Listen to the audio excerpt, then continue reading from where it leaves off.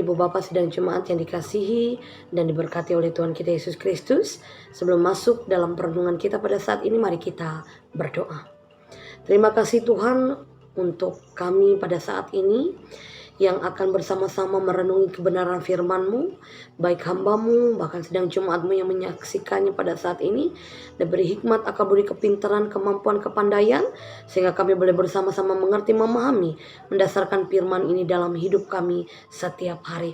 Terima kasih, di dalam anak Yesus Kristus kami hanya berdoa dan mengandalkan Engkau senantiasa. Amin. Ibu Bapak sidang jemaat yang dikasihi dan diberkati oleh Tuhan kita Yesus Kristus. Nas yang menjadi dasar perenungan kita pada saat ini diambil dari Yesaya pasal yang ke-30 ayat yang ke-15 sampai ayat yang ke-18.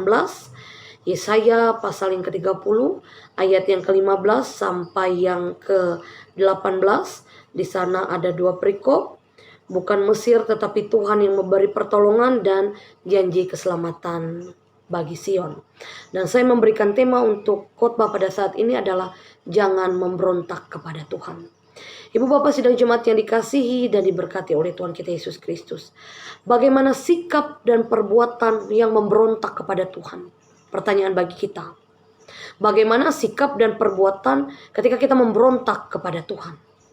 Nah, umat atau seseorang disebut memberontak apabila sesudah memperoleh anugerah, mendapat janji pengharapan dan mengalami hal yang baik atau hal yang terbaik daripada Tuhan, ia berpaling daripadanya dan pergi kepada andalan lain atau kepada penguasa yang lain. Nah, sikap inilah yang sering dilakukan oleh bangsa Israel pada saat itu. Ya, di mana Tuhan telah menjadikan Israel sebagai umat kesayangannya, tetapi mereka sering menjadi anak-anak yang pemberontak. Nah, Ibu Bapak sidang jemaat yang dikasihi dan diberkati oleh Tuhan kita Yesus Kristus. 10 tahun sebelumnya, ya, dengan perantaraan Nabi Yesaya, Yesus telah menasehati Israel untuk tidak memihak kepada Mesir. Akan tetapi dalam nas ini mereka kembali melakukannya. Israel pergi ke Mesir untuk mengadakan perjanjian tanpa menanyakan kehendak Tuhan pada saat itu. Mereka berlindung kepada Mesir karena mereka mengharapkan dan mereka meminta pertolongan itu kepada Firaun, si raja Mesir pada saat itu. Ya, Tuhan mengingatkan mereka bahwa Firaun akan mengecewakan mereka dan perlindungan dari Mesir akan gagal. Dan mereka tetap pada pendirian mereka tetap menaruh harapan kepada bangsa Mesir daripada kepada Allah sendiri. Karena Mesir dianggap pintar, Mesir dianggap di sana adalah piawai, ya. Mesir juga dianggap dapat mengatur strategi atau dia handal dalam mengatur strategi. Bahkan dalam hal ini Mesir paling berkuasa pada saat itu. Nah, Ibu Bapak sidang jemaat yang dikasihi dan diberkati oleh Tuhan kita Yesus Kristus. Namun apa yang terjadi? Ya, Tuhan mematahkan harapan mereka. Nah, melalui Yesaya, Tuhan mengingatkan bahwa Mesir adalah bangsa yang tidak mengenal Tuhan, bebal dan pendusta.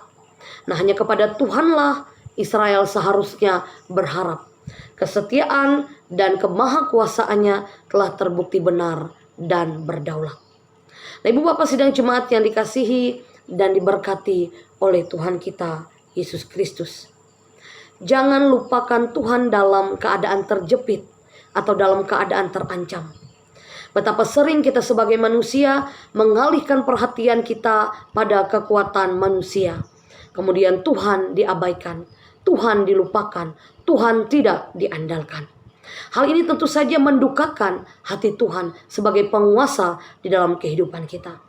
Kemudian bagaimana cara kita supaya kita terhindar dari dosa Israel tersebut? Percaya dan arahkanlah hati pada pimpinan Tuhan. Itulah harapan satu-satunya yang tidak akan luntur dan yang akan membuahkan kedamaian bagi kehidupan kita setiap hari. Selanjutnya, yakinkanlah bahwa kita akan melihat bagaimana Allah akan bertindak mengatasi setiap masalah, mengatasi setiap pergumulan dalam kehidupan kita dengan caranya yang luar biasa dan dahsyat. Tuhan memberkati kita dan memberkati firman-Nya. Amin. Mari kita berdoa. Terima kasih Tuhan untuk firman yang boleh kami dengarkan pada saat ini. Ajarkan kami untuk tidak mengandalkan kekuatan kami sebagai manusia, tapi kami senantiasa mengikut sertakan Tuhan, mengikut sertakan Tuhan senantiasa di dalam kehidupan kami, pergumulan kami, perkara-perkara yang kami alami, bahkan kebahagiaan yang kami alami dalam hidup dan kehidupan kami. Kami percaya Tuhan yang akan senantiasa berkuasa memberkati kami, memulihkan hidup kami, dan menjadi satu-satunya andalan yang akan memberkati hidup dan kehidupan kami. Di dalam anak Yesus Kristus kami berdoa hanya kepadamu. Amin.